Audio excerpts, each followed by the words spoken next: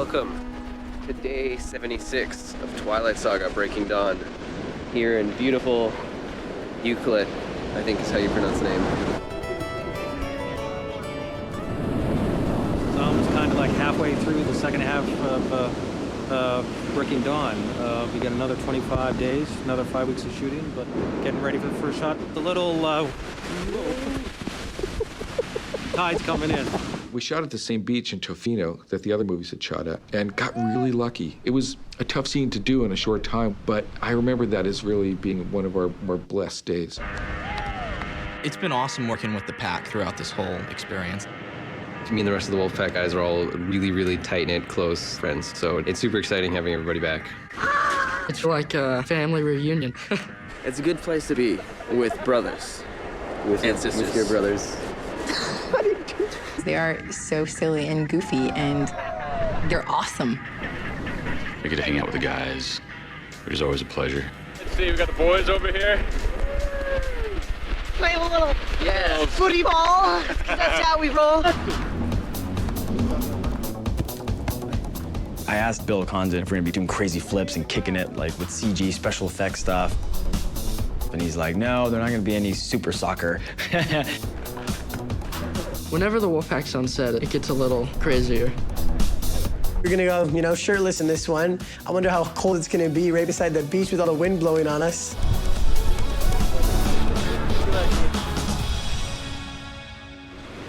Here we go again!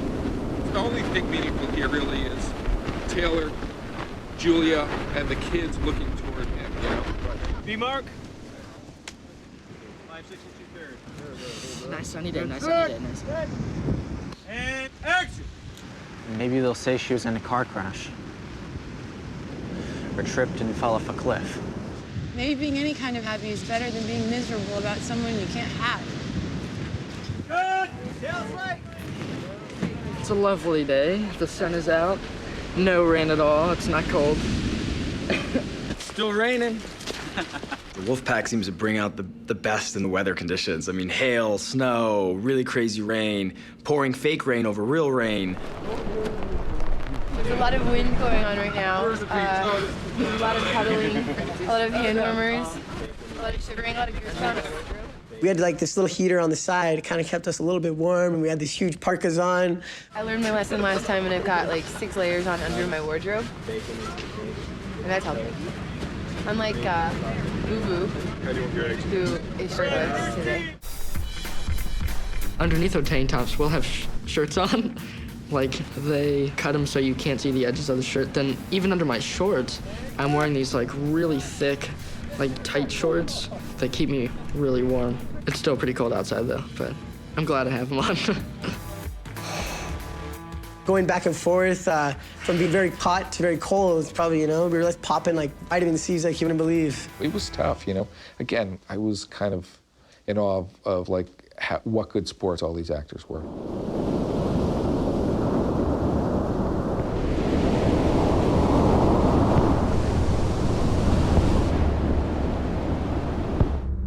We have a tsunami advisory in effect here. It hit Tokyo. We don't know what hit Hawaii yet. So we're trying to get the rest of the crew out of Dodge right now. Going to wait it out on high ground. Having survived whatever that storm was in Brazil, then we go to this great hotel in Tofino and get the call at 5 o'clock in the morning that we have to evacuate because the tsunami is going to hit the other coast. The alleged wave that is heading this direction is due to whatever it may be, whether it's 2 inches or 20 feet, is due to hit within the next 15 minutes. There's been warnings all over the other countries, Australia, Malaysia. We had a warning here, so we're delayed. But I think we'll be fine. I think we'll be all right. We were evacuated from our hotel at like 6 a.m. and everybody was just sort of hanging around not knowing what was going to happen. It was one of those memorable things where we're all waiting for this thing that obviously, very fortunately, never happened. People got less sleep was all. All right, folks, that's a wrap here on the island.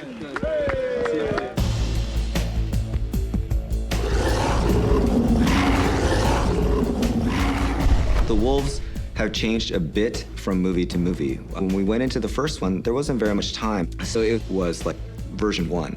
And then as we got to move into Eclipse and then finally into the Breaking Dawn movies, we actually got to really refine the way that they looked in ways that we don't get to do with a character normally.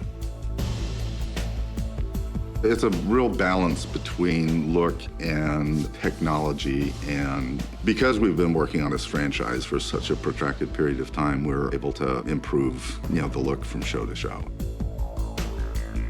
In this case, our directors were changing each time, our visual effects supervisors were changing each time. Chris Weitz was very interested in sort of these anthropomorphic wolves, and I think David Slade had a greater interest in wolves that weren't as human.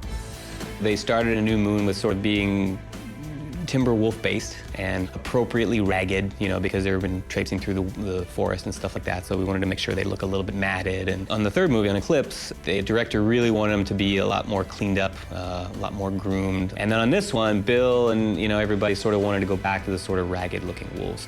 We put a real focus on the reality of what it's like for these creatures to be going through this muddy forest all the time and making sure that they had a grit to them and a sense of being lived in. I think this was the first time we put mud on their paws, so they got a little bit more muddy when they roll around the ground, furs flying all over the place, and they want to have this sort of lived-in look.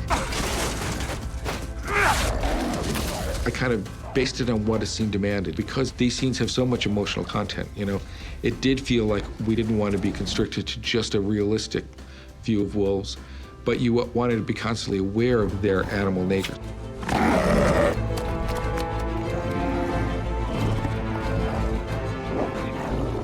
There were two major sequences on this show.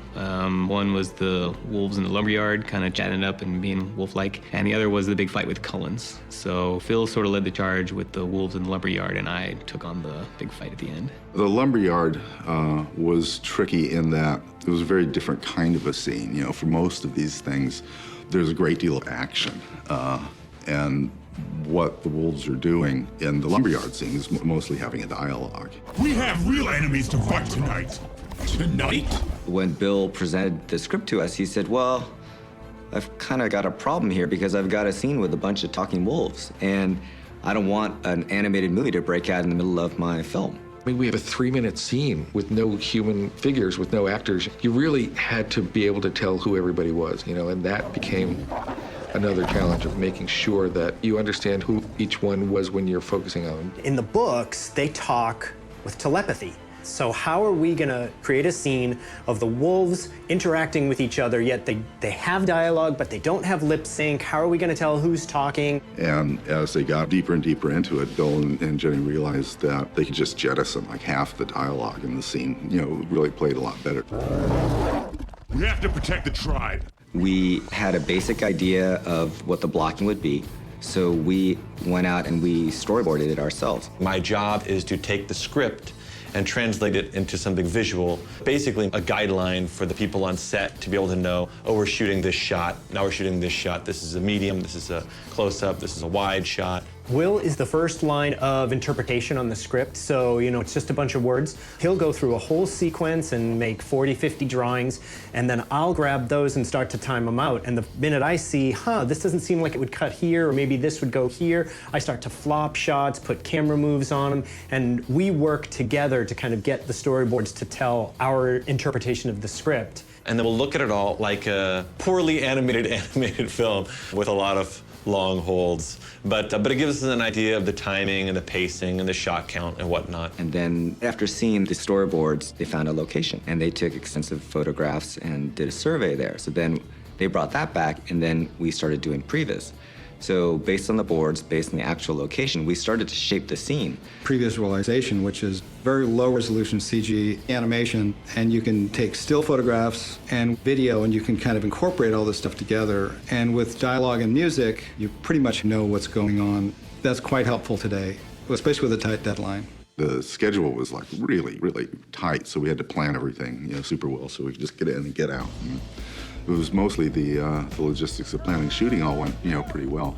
Working with Phil Tippett, who was going to go up and supervise the shoot for those shots, was really fantastic because not only were we be able to get the animation that was going to be shot, we could actually have exact camera measurements, we could know exactly how big the set needed to be, so we solved a lot of production problems up front. Because we boarded it, because we did the previs, We knew exactly all of the setups, all of the angles. Phil and EJ just pounded through that stuff really fast. They shot all the plates for the lumberyard sequence in 2 days, something amazing number of setups because we'd been able to previs. We got it back here, and then we were able to assemble the scene really quickly. And then Bill actually recorded the actors doing all the dialogue, started laying it in. We're ready. No time to waste. Now? Before it's born? Since then, he's brought the actors back again, had them do some more performances, which have then affected the way that some of our animation has played. So we've gone back and revisited that. It's been a really fun process.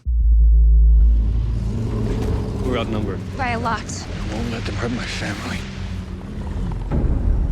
The whole third act here is based on the idea that the wolves are going to surround the house, and it sort of becomes a siege movie. They're going to basically wait out the Cullens, who are already starting to feel hungry. They haven't hunted for a while. And these guys are just going to make it impossible for them to leave, and if anyone tries to, they'll be killed. And it's not only an action scene, but it's an action scene where one half of the battle is just imaginary, you know? So that was as much a learning experience as anything else for me, and it was great to have as a partner in that E.J. Forster, who had done the second unit work and stunt work on the previous movie. Roll cameras, please. And stunts. 3, 2, 1, go! Go! And cut. Okay, very nice. My name is E.J. Forster. I'm the second unit director on Breaking Dawn 1 and 2. So you can see behind us, we're here at the Cullen house. We're now shooting the Cullens defending the house. Cut. Oh, right at the same time. Perfect. We were lucky to have E.J. Forster back as second unit director, because we have a really good line of telepathic communication. And the key to the whole thing was planning in the choreography and just doing iterations and iterations and iterations. Don't we have Emmett back here fighting a wolf? He'll be over there, yeah. Yeah, Emmett's in here with a wolf too, and you another wolf. And it's like this. It was really the first time that the wolves have played a major part in a battle. You got the Cullens and you got the wolves, and I won't say good guys and bad guys because they're both sort of good guys fighting each other. So it's a major story point. The wolves are really, their characters. They're not just background animals. The siege is just a melee. I mean, it's really kind of chaotic. We actually took, chess pieces and figured out, okay, well, how many wolves are coming from any one direction? And that was, for us, again, it was another opportunity to do something fun. The secret to do visual effects properly is that things have to be well thought out. The visual effect has to belong naturally and completely behave and belong in the frame as if it was there. In order to get that, you have to know exactly what's going to happen and what interactivity is going to take place. You cannot just wing it and fix that later. And so we were laying out the scene and trying to help everybody, the director and all the stunt guys, see it. And then meanwhile, the stunt guys are looking at the boards, they're looking at our animatics, and they're actually shooting video footage of themselves doing the stunts. The whole choreography of the fight was very much more complicated because there were so many moving parts of eye lines, and it's just like a huge can of worms, a bunch of wolves running in and running out, and people over here, and where does this person go? And we really laid everything out, very carefully with extensive previs. The actors for the siege felt, kind of silly because in some instances they would just, be pantomiming to air. To simulate the wolves coming up at us, these wolves aren't exactly the wolves that you'll see in the finished product of the film. These wolves are stuffed beanbags. That's right, we wrestle beanbags. And then the amazing magicians over at the CGI Tech, they turn those beanbags into hairy, ferocious wolves. So I guess the hardest part about shooting these scenes is not laughing the entire time. Because you're like, oh, it's a beanbag, oh, I'm so scared. So, that's the real acting right there, where you're like, hey, no, very, very serious, very serious. You're like, hey, it's a beanbag. No, it's a scary wolf. This is the famous Cullens versus the wolves. The wolves are here to do some damage to Belle and the baby. The sequence was designed by Eric Levin and Phil Tippett, and I'm helping them. We're going to do a little reference right here. Ready, and action.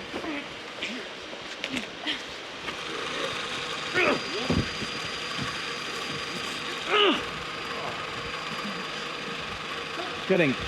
On camera. But that's pretty good. That's pretty good. Okay, let's go right away. All right. It took a long time to shoot, but ultimately, I think that it came together really well. It's I think, the most satisfying wolf action sequence that we've had in the movies yet.